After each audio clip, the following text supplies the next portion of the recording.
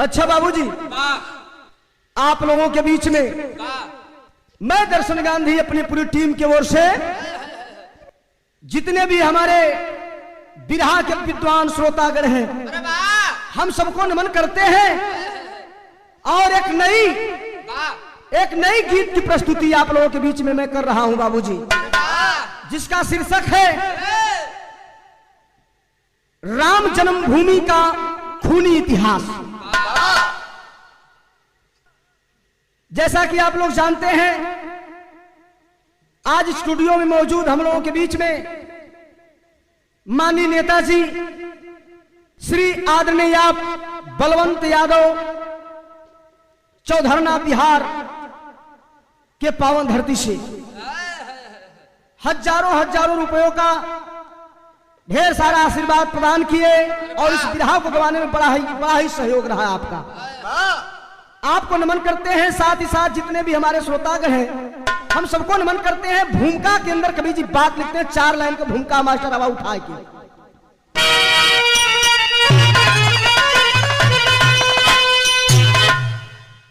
लिखा गया, बहादुरों की आवाज रही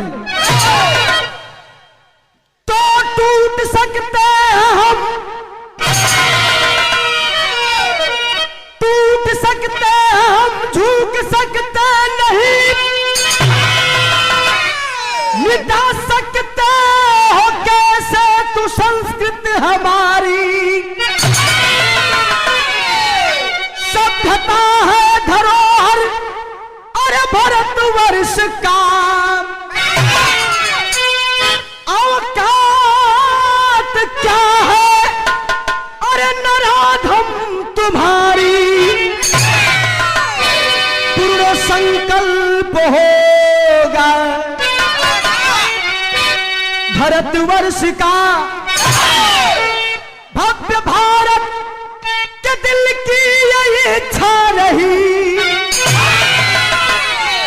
शुभ घड़ी आ गई देख लो आंख से, हमको सदियों से जिसकी प्रतीक्षा रही।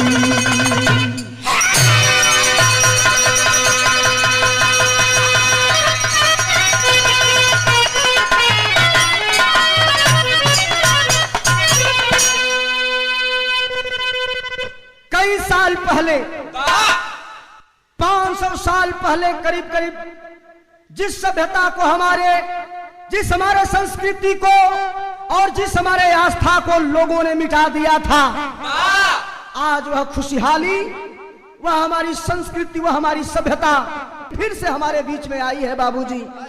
कितना आज मेरा भारत देश आज अपने आप पर फक्र कर रहा है, गर्व कर रहा है। बारे देश का संविधान, बारे देश का न्यायालय, जहां से आज हमारे सभ्यता और संस्कृति, हमारी आस्था को आज न्याय मिला है बाबूजी। एक लाइन यहां कव्वाली है मास्टर, बड़ा खूबसूरत कव्वाली है, कैसे आवा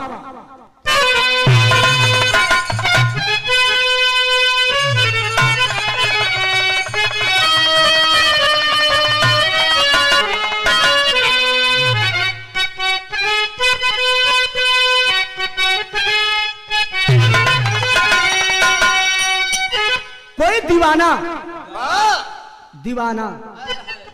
किसका दीवाना, रुपया का दीवाना नहीं, पैसा का दीवाना नहीं, वह किसका दीवाना, देश का दीवाना। देश के लिए एक बात कहता है, क्या कहता है मास्टर, क्या?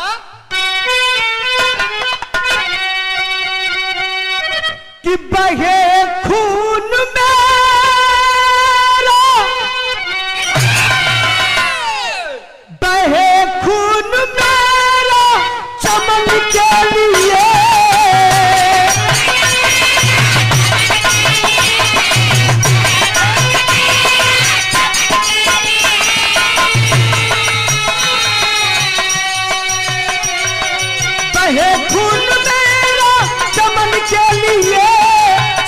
के लिए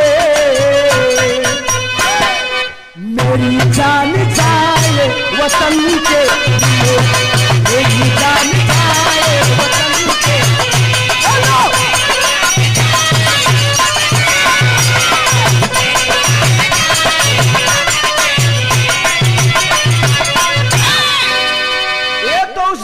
की बात रही, लेकिन बिरहा के अंदर बहुत ही ऊंची बात लिखे हैं। बारे रण बाकुरे, बहादुरों के लिए लाइन लिखी गई। बहादुर करते हैं क्या इस देश के लिए? कि लड़े वीर बांका, अरे लड़े वीर बांका धर्म के लिए,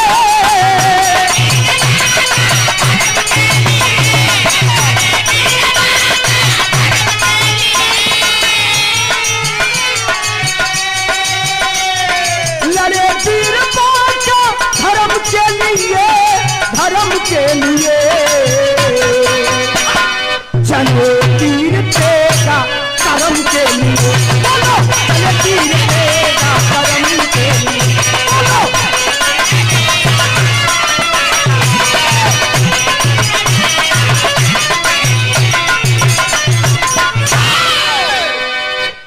लड़े वीर बांका धर्म के लिए, चले तीर तेगा कर्म के लिए। इस देश का बंदा, इस देश का राही सर्वदा अपने प्राण को न्योछावर करने के भाव में चलता है। इसलिए उन जवानों के लिए ही तो लाइन रही। कवि जी एक ना से कहानी का शुरुआत है। कहां से कहानी नवल गिल मास्टर? आवाज नजम का लाइन मास्टर।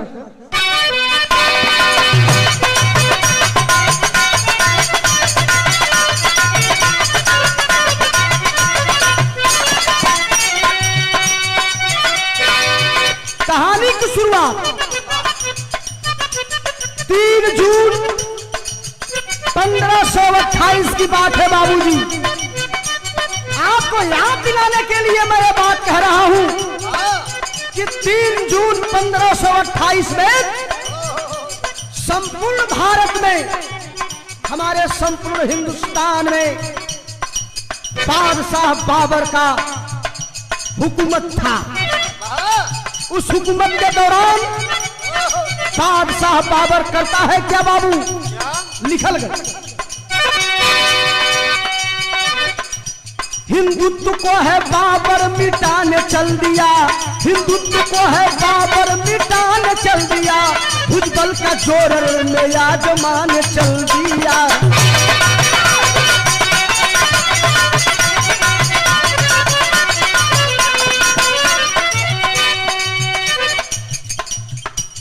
राम का ये मंदिर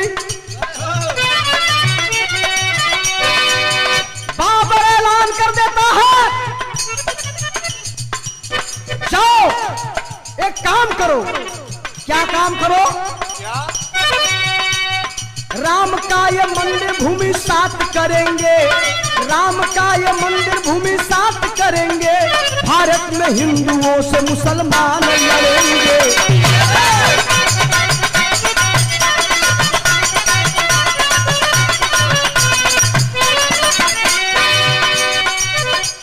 नफरत की नींव भरता है बादशाह बाबर,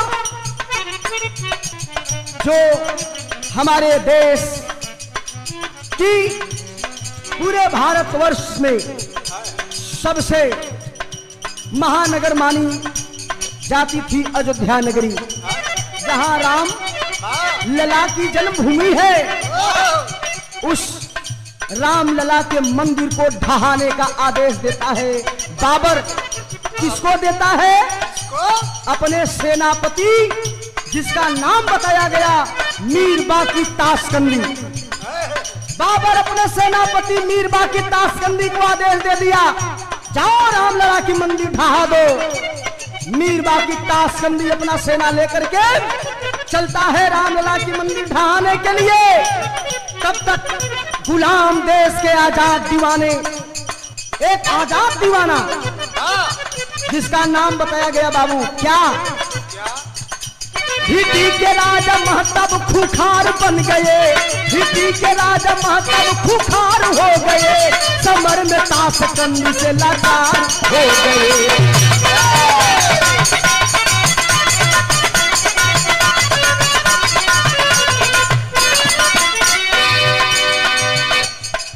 जब खबर को सुनते हैं भीटी के महाराज महताब सिंह आग बबूला हो जाते हैं।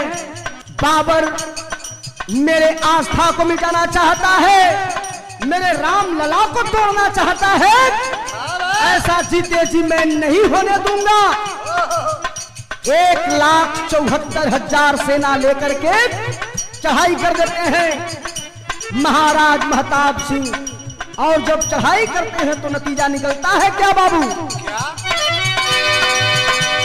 17 दिन घनघोर संग्राम हुआ है, 17 दिन घनघोर संग्राम हुआ है।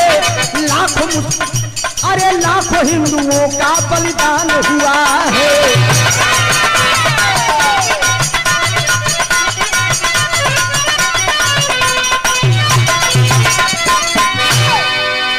17 दिन तक ताशकंदी से लड़ाई करते रहे भीटी के महाराजा महताब सिंह। लेकिन तो गतवा बाबू लड़ाई के दौरान लड़ाई करते करते अपने राम लला को बचाते बचाते खुद को वीरगति को प्राप्त कर गए। प्रमाण मिलता है 1,74,000 सेना मार दी गई बाबर के सेनापति मीर बाकी ताशकंदी के नेतृत्व में। तो जब इस बात की चर्चा होती है पूरे भारत के अंदर, जब फैलती है तो जगह जगह से आवाज उठने लगती है। क्या? एक आवाज उठकर आई, कौन सी आवाज थी? है एक लाइन गीत लगल मास्टर केकर आवाज रहल।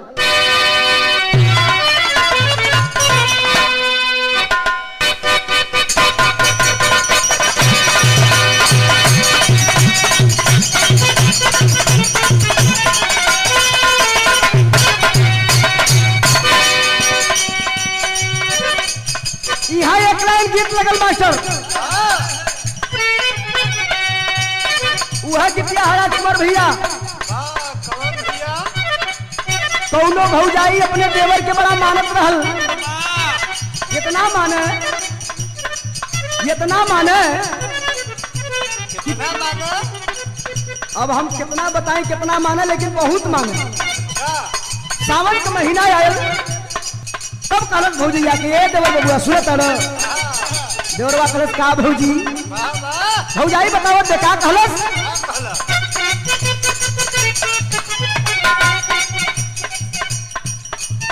अरे आवा देवर तनी टीका लगा दी,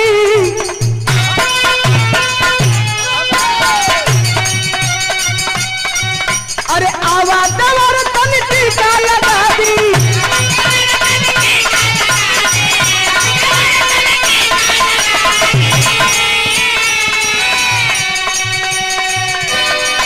अरे आवा देवर तनी टीका लगा दी, कवर सजा के बना दी कंवरिया। अरे सुना हो भौजी के नीला सरिया, जो घर नगरिया लक्ष्मी कमरिया।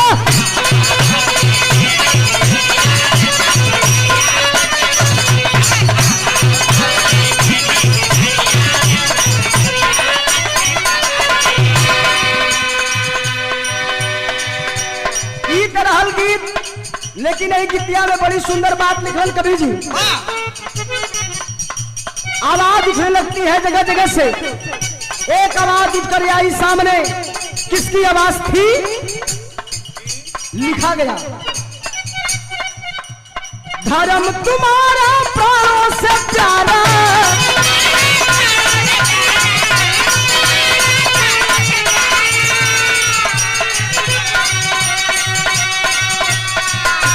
हंसवर के राजा रणविजय सिंह के कुल पुरोहित, जिनका नाम बताया गया देवी दीन, पंडित देवी दीन, आवाज उठाते हैं ऐ मेरे देश के कर्णधारो, ऐ हिंदुओं उठो और जागो। आज हमारा सनातन धर्म खतरे में है, हमारे रामलला खतरे में है। आओ आगे बढ़ो और चलो अपने रामलला को बचाते हैं। कहते हैं क्या? अरे धर्म तुम्हारा प्राणों से प्यारा,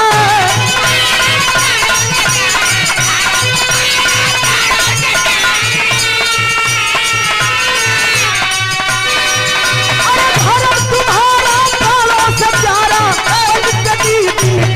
गुहरिया चले हैं शेरवा बाधी पगरिया अवध नगरिया देखे कटरिया चले हैं शेरवा बाधी पगरिया अवध नगरिया लेके कटरिया।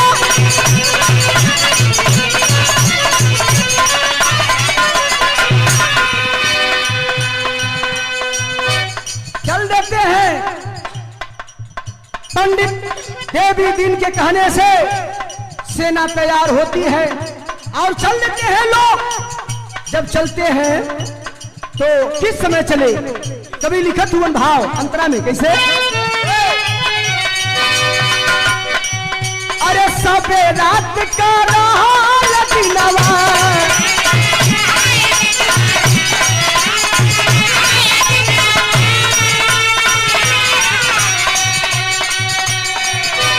सबे रात का मतलब मुसलमानों का त्योहार था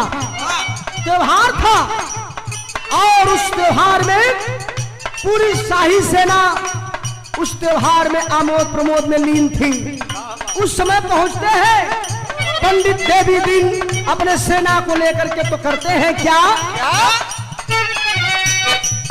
अरे सबे रात का रागाल दिनवा अरे शाही सेना का कटेगा रतनवा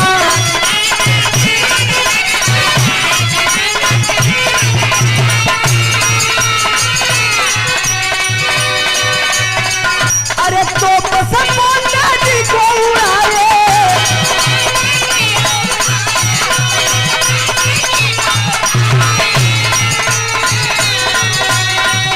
अरे तो से पांडा जी को उड़ाए सिद्धू के दम में टूटलिए जोरिया चले है शेरवा अरे चले है शेरवा बाधी पगरिया अवध नगरिया लेके कटरिया है शेरवा बाधी पगरिया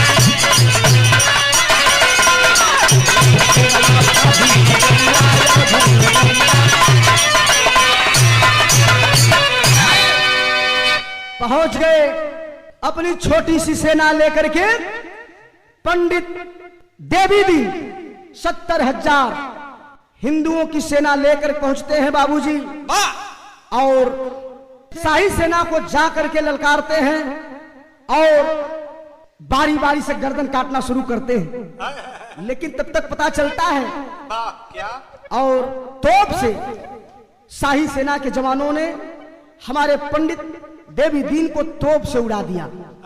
सेना सहित वह भी वीर गति को प्राप्त कर जाते हैं अपने राम लला के लिए। नतीजा निकल का कवि जी टेरी के अंदर बात लिख लें बाबूजी कैसे,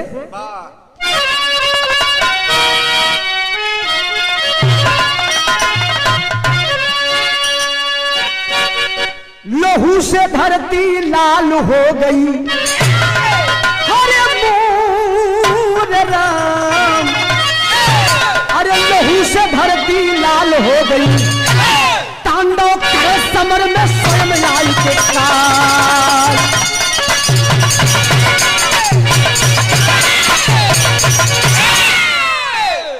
तांडव करे समर में स्वयं आई के काल लहू से धरती लाल हो गई।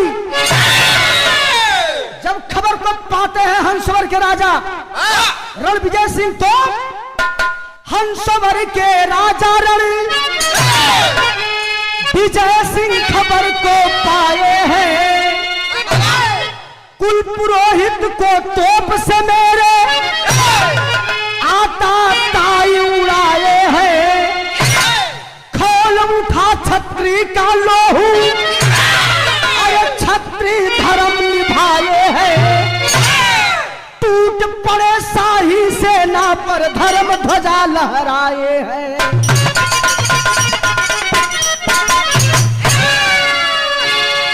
पहुंच जाते हैं अपनी सेना लेकर के अपने पुरोहित का बदला लेने के लिए। जब पहुंचलन है पंचो शाही सेना के रण मैदान में तो उसमें कवि जी लिखत भाव है एक लाइन फिर गीत लग गई मास्टर कौन गीत है,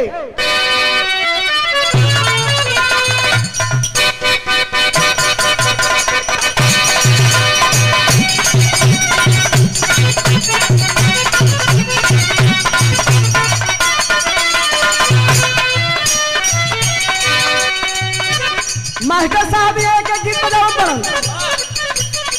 ए राजकुमार भैया कौनो मेहरारू बड़ा सकही रह, सकही मतलब शक करे ओकर आदमी 2-4 दिन बजे अगर कहीं देश प्रदेश चल जाए तो फोन लगा के यह कहो का कहे,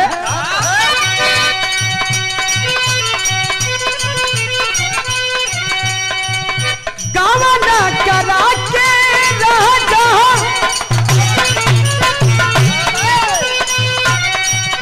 गावा ना करा के राजा गैला विदेशवा हो,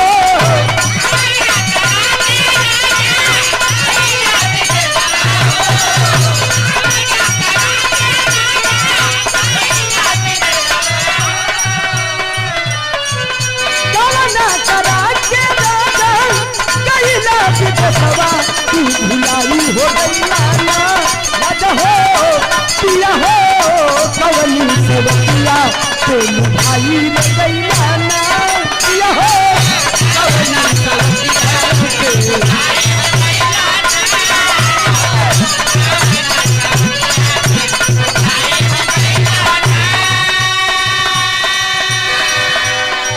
लेकिन राजा रणविजय सिंह तैयार हो जाते हैं और ताबर के सेनापति ताशकंदी के साथ में जा करके लोहा लेते हैं। नतीजा निकल का दुश्मन का भाग्य राजा, दुश्मन का भाग्य राजा हर जगह बनवा, अलगाई होती है लेना, अलगाई होती है लेना राजा, अरे फिर नवा में पीछे दिखाई होती है लेना, फिर नवा में पीछे दिखाई होती है।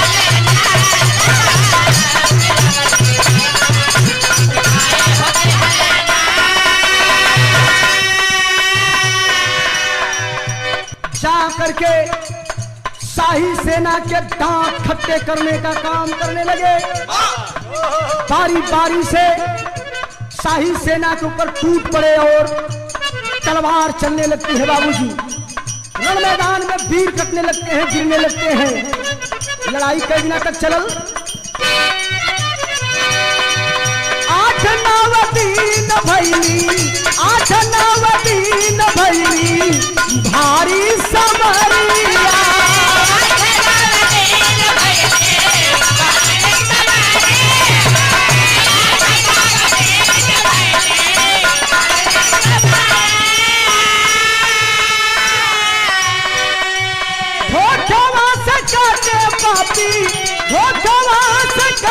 पापी राजा के मऊरिया,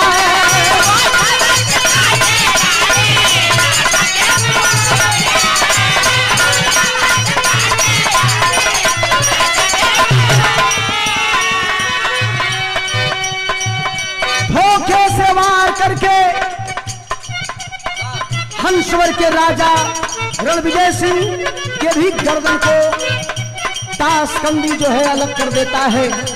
जब अलग कर दिया तो धनवा धर्म के लुटले, धनवा धर्म के लुटले आई के बेईमानवा हो, धनवा धर्म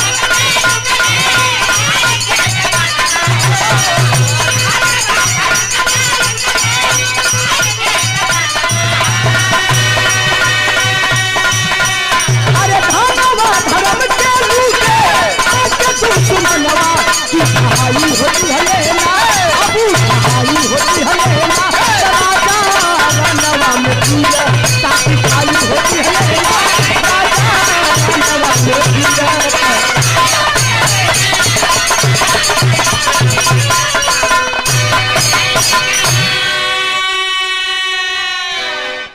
राजा रणविजय सिंह भी मार दिए जाते हैं बाबूजी रण कौशल के दौरान। जब जंगे मैदान में रणविजय सिंह राजा भी मारे जाते हैं तो जब इनके मौत की खबर इनका राज रानी सुननी हो, नतीजा निकल का बाबूजी विदेशिया के अंदर कभी बात लिखत हुआ।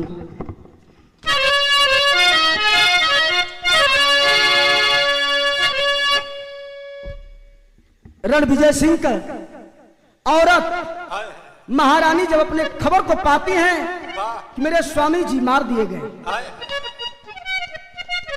किले के अंदर मां दुर्गा की मंदिर थी। उस मंदिर में जाकर के रानी जेकर नाम बतावल गई जय कुंवरी रो रो के माई दुर्गा से सवाल करती कहनी टर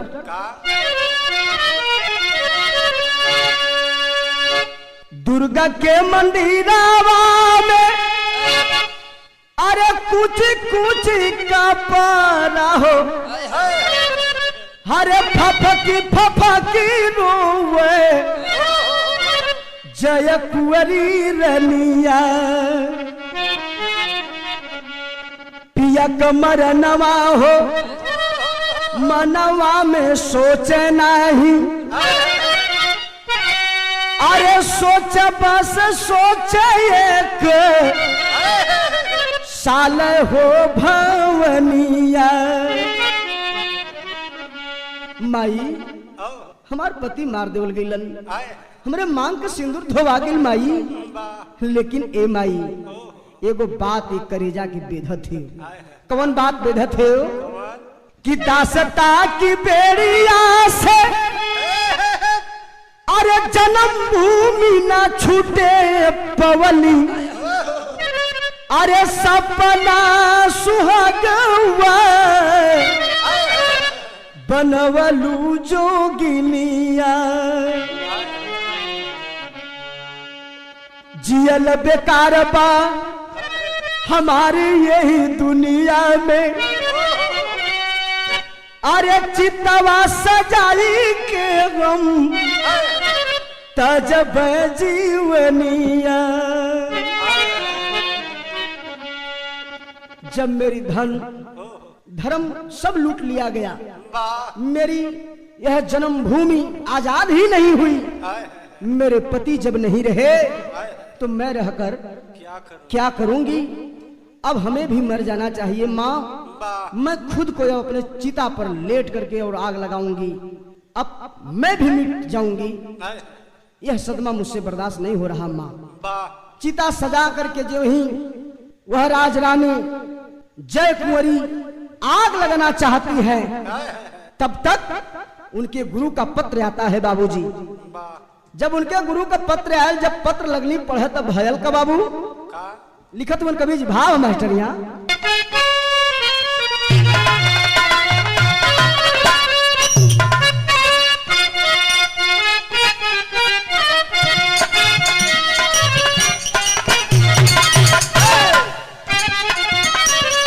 कितना बढ़िया भाव है मास्टर। पढ़ी जब खत है गुरुवर की,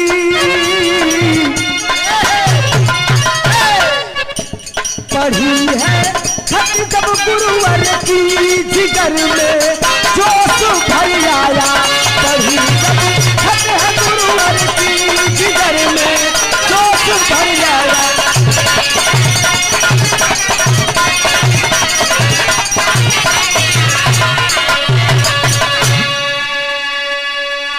जब खत है गुरुवर की, अरे जिगर में जोश भर आया, रे जिगर में जोश भर आया।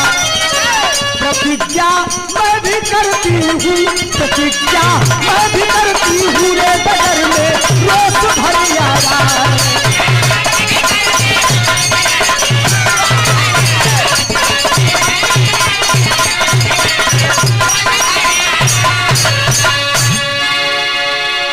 वापस जा नहीं सकती, अरे वापस जा नहीं सकती, अरे मिटाकर तुझको छोड़ूंगी, रे मिटाकर तुझको छोड़ूं। अहमियत याद आई तो, अहमियत याद आई तो, रे जिगर में जोश भर आया।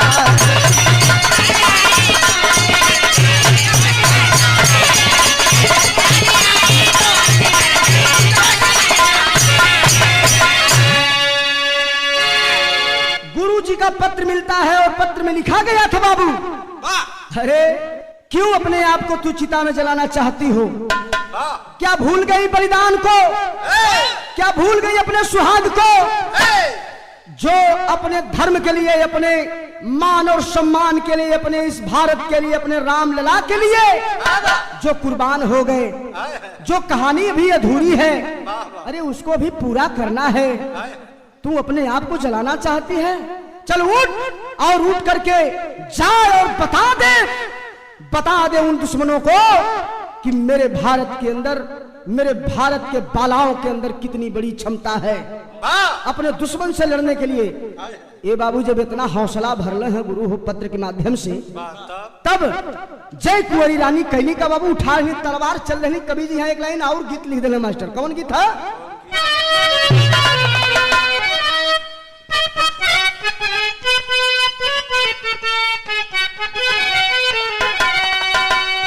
गीतिया से बढ़िया गुरुजी भाव लिखलन। का लिखलन?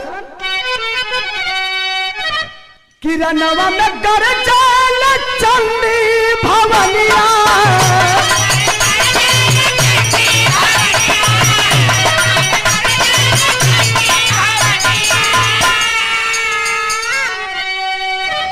अरे रनवा में गरजल चंडी भवनिया, अरे झुम झुम बंदन करले जमुनिया,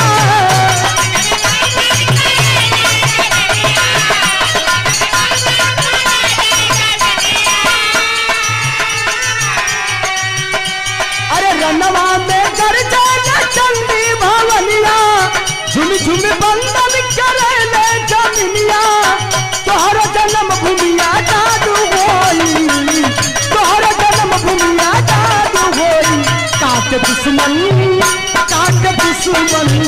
काट दुश्मन के धई धई लौरिया, न कौनो विवाद होई, काट दुश्मन के धई धई लौरिया, न कौनो विवाद होई।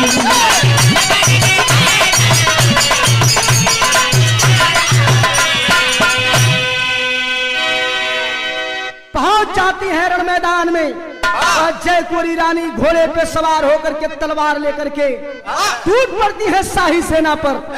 तलवार चलने लगती है तो अंतरा में लिखे हैं कवि जी, आजाद भारत का सपना है सजवनी,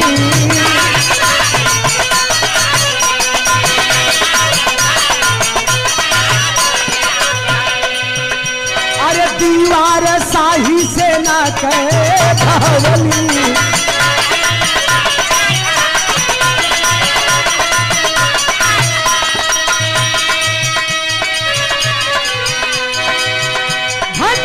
मेरे देश की बाला बाबर के साथ लड़ाई करते करते करते करते वह बाला बता दी अपने आप को कि ऐ मेरे दुश्मनों जरा सुन लो, मैं उस देश की बाला हूं और मेरे अंदर वो क्षमता है कि तूफानों में भी समा जलाने की क्षमता है मेरे अंदर, हम बालाओं के अंदर।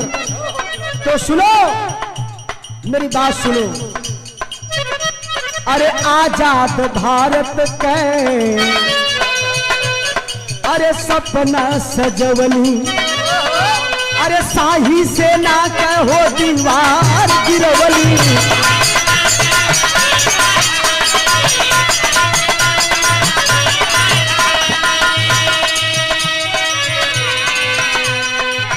विक्रम नवमी के कजली पर नवा,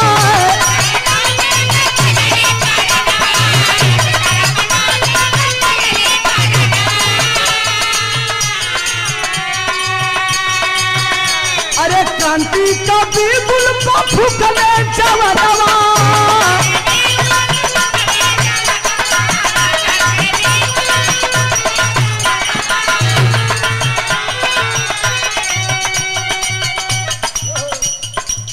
विक्रम नवमी के तजली पर नवा, क्रांति का बिल्कुल फूकले जवानवा, कसवाना हमरो बर्बाद होई, कसवाना हमरो बर्बाद होई, काट दुश्मन, अरे काट दुश्मन के धई धई लौरिया, न कौनो होई।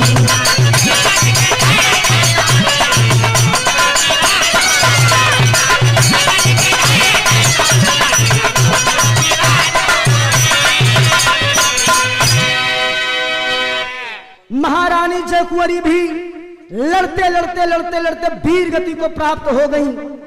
एक तरफ मंदिर ढहा दी गई और दूसरे तरफ ठीक रामनवमी के दिन महारानी जय कुंवरी भी अपने प्राण को त्यागती हैं।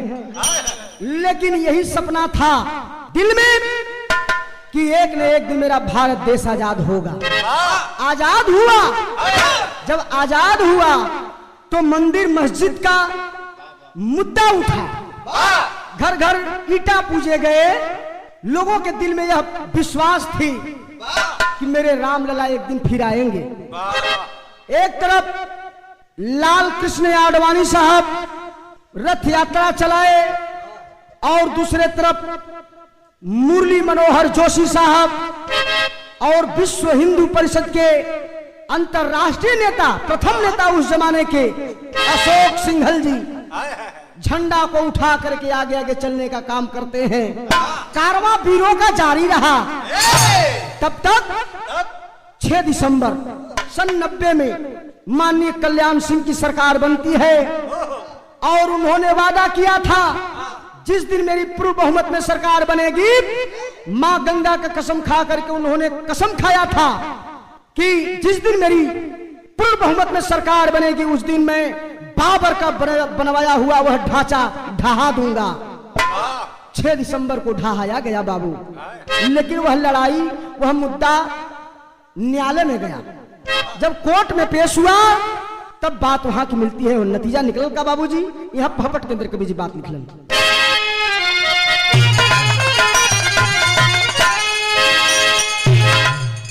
न्यायालय में भइल मुकदमा दर्ज फर्ज पावन हो। अरे न्यायालय में भइल मुकदमा दर्ज फर्ज पावन हो।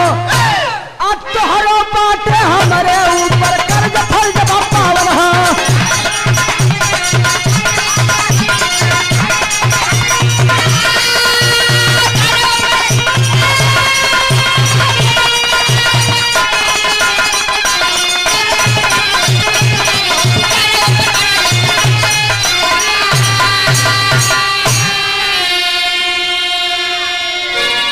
भैया हो बाबू हो, जब कोर्ट में फैसला गयल हो तब सुप्रीम कोर्ट कैलस का सुप्रीम कोर्ट जजमेंट सुनाया। खुशहाली देश में आइल हो, बनेगा मंदिर रामलला का। अरे जन्मभूमि मुस्काइल हो। धन्यवाद बाप, धन्यवाद बाप। तो क्या साहब सुनना अर्ज फर्ज पावन हो। छोड़ के देशवा भागल हमरो, मर जब फर्ज पावन हो। पूरा भारत देश खुशहाल हो गया सुप्रीम कोर्ट के इस जजमेंट से। चाहे हमारे हिंदुस्तान की कितना ही पार्टी हो, कोई भी पार्टी हो, सारे पार्टी के नेतृत्वकर्ताओं ने इस फैसले का सम्मान किया। माननीय प्रधानमंत्री जी का सम्मान किया और फक्र से छाती ऊंचा हुई बाबूजी। तो लिखा गया आल्हा के अंदर क्या,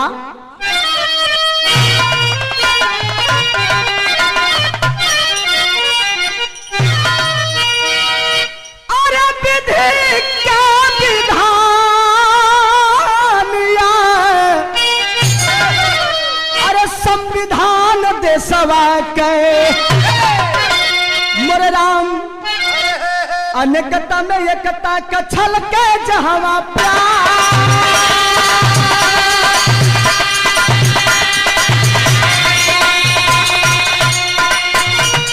अनेकता में एकता का छलके जहां प्यार।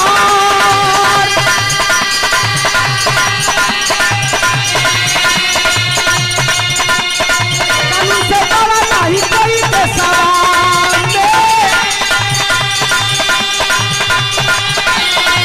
अरे कम से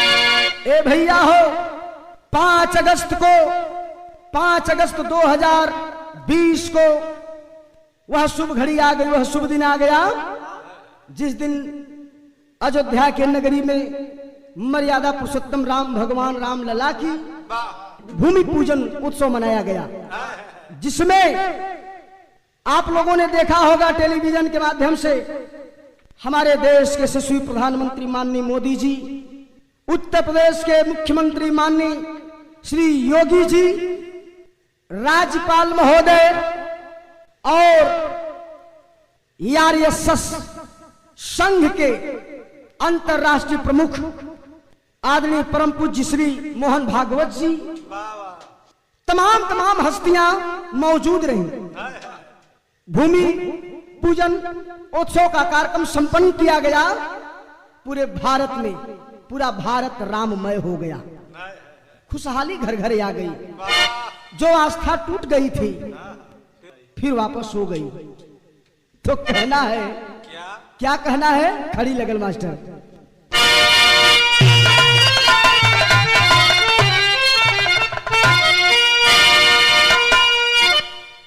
फिर से आज सजल, अरे फिर से आज सजल राम लला के नगरी,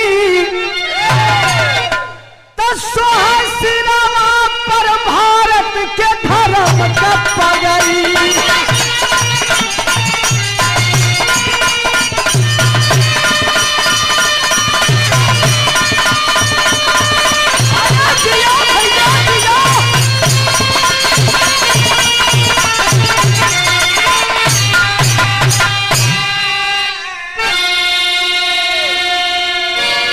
वास्तव में देखा जाए तो मैं एक कलाकार होने के नाते मैं दावे के साथ ये बात कह सकता हूं बाबूजी कि चाहे वो कश्मीर मुद्दा रहा हो, 370-35A का मामला रहा हो, चाहे हिंदुस्तान पाकिस्तान का विवाद रहा हो, चाहे गलवान घाटी की विवाद रहा हो, भारत और चीन का विवाद रहा हो, चाहे वह नोटबंदी, चाहे राम मंदिर, यह तमाम काम जो मात्र बड़े ही कम दिनों में, जो 70 सालों में शायद नहीं हुआ था, वह बड़े ही कम दिनों में हम लोगों के यशस्वी प्रधानमंत्री माननीय मोदी जी ने कर दिखाया। पूरे सारे राष्ट्र के लोगों ने बधाई देने का काम किया। तो लिखा गया अंतरा के अंदर, क्या लिखा गया मास्टर?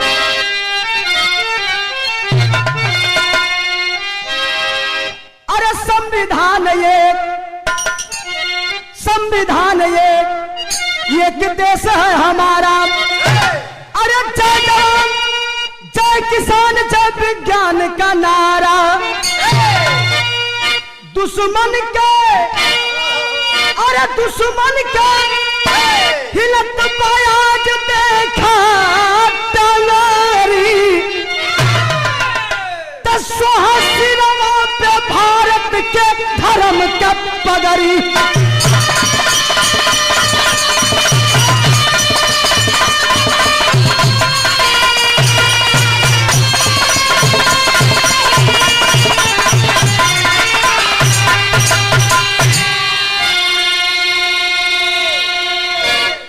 जैसा कि अभी आप लोगों ने सुना कि एक संविधान और एक देश, ठीक उसी प्रकार से यह भी मांग है कि जब एक संविधान है, एक देश है, तो एक शिक्षा होनी चाहिए और एक ही जात, एक ही राष्ट्र।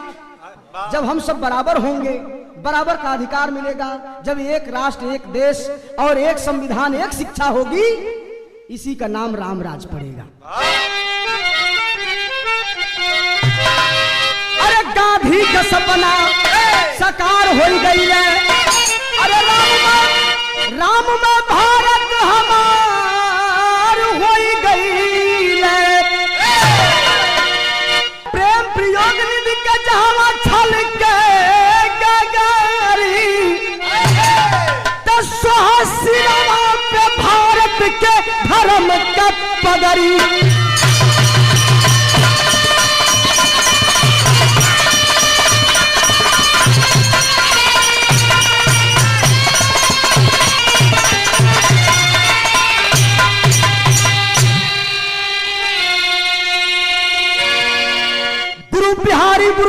गुरु राम लाल मोर पावन स्वर्ग चरिता कवि के लागे गीत सुहावन। लोहू से धरती लाल हो गई, दर्शन किशोरी लाल कहलावो नया मिसाल। लोहू से